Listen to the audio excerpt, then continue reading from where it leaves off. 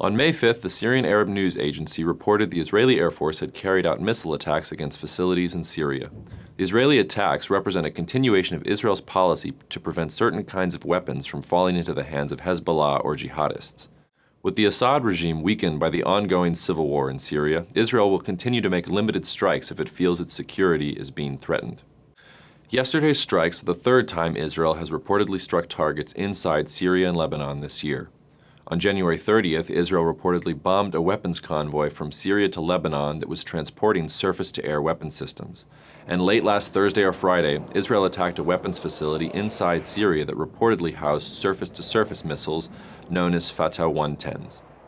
The Syrian Observatory for Human Rights has reported that 42 Syrian soldiers were killed in the attack, and statements made by Syrian officials afterwards equated Israeli action to a declaration of war.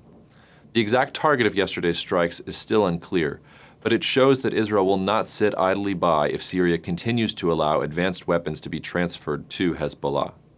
Whereas U.S. President Barack Obama has said the use of chemical weapons constitutes a red line for the United States, Israel has maintained its own threshold for intervention in Syria.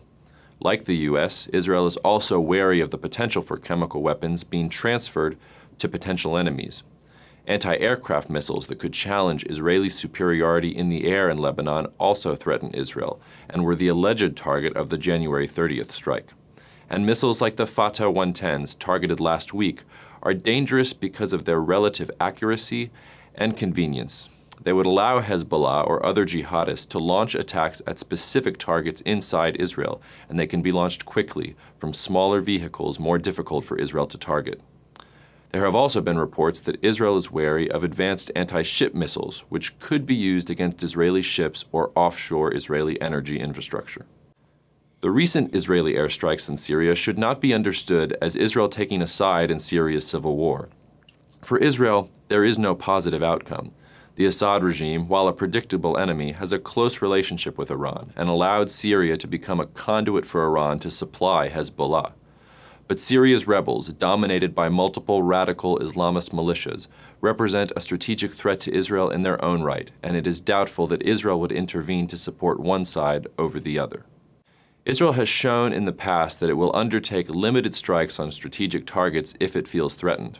Last October, Israel reportedly bombed a weapons facility in Sudan that was reportedly helping supply Hamas in Gaza with the longer-range Fajr 5 rockets that eventually provoked the Israeli Operation Pillar of Cloud last November.